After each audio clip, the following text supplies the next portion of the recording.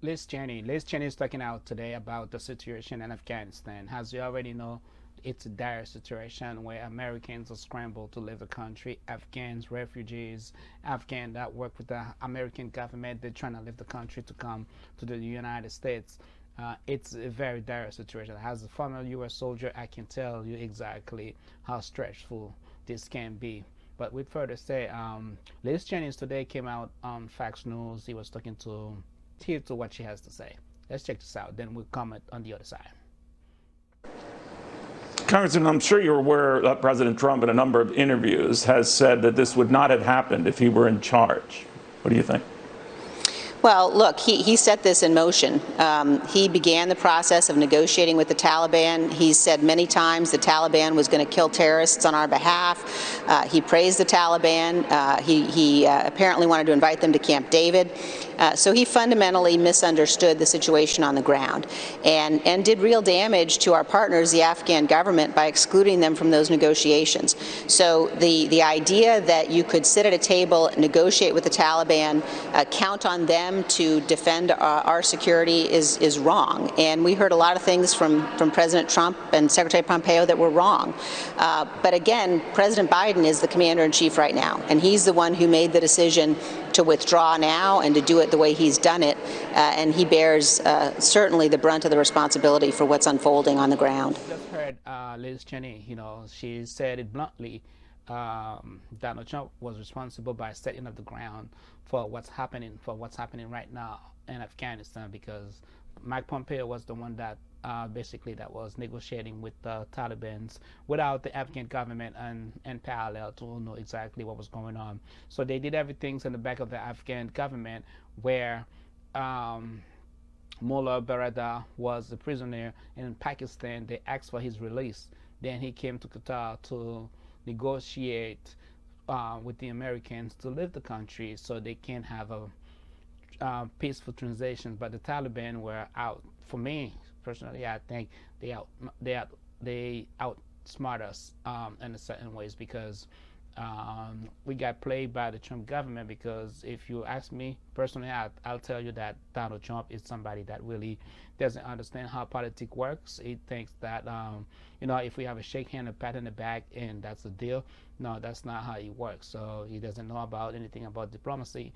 So that's the exact ground that he laid out before he left office. So we should have been out of there by May 31st. So anyways, what Liz Cheney is saying is just like basically, if Donald Trump was president today, that would have been the same thing that's happening on the ground, because Donald Trump would have been saying the same thing. That's exactly the kind of agreement that he had with the Taliban.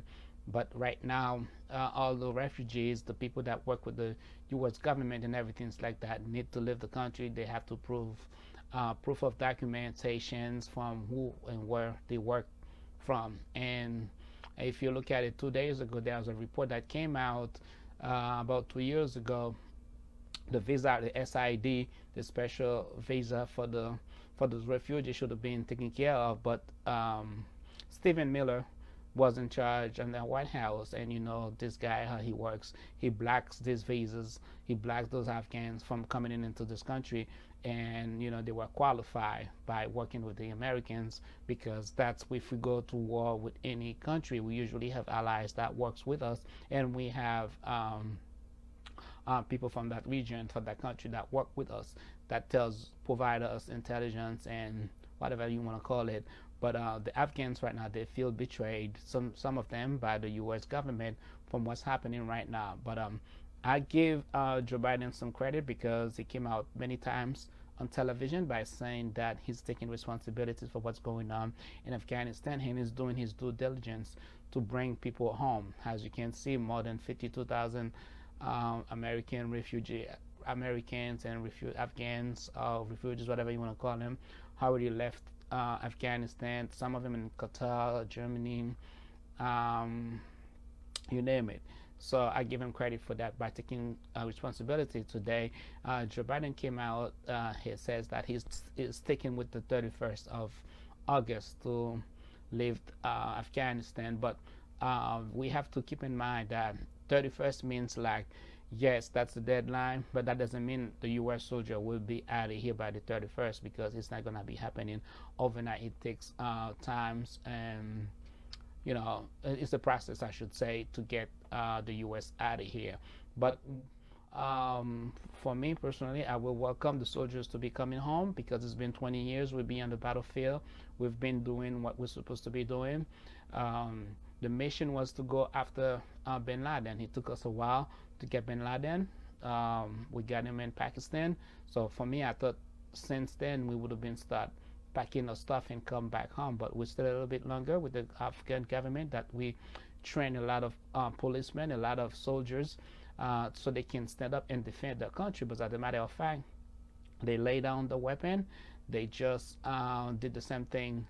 Saddam Hussein told his soldiers just lay their weapon and bounce. That's exactly what they said, what they did. So we cannot stay in Afghanistan forever. We can't stand in any country forever, because we're not gonna change the culture. We're not gonna change anything like that. We have a mission. We did the mission, and we come back home. I think that's exactly it should have been 20 years ago. So yes, I do welcome Liz Cheney for exactly for what she said, because we need people that telling the American people exactly what it is. We don't be, they are elected officials. They are the person that that's supposed to represent us. So she's right by telling the truth the way it is. I support Liz Cheney for that, but.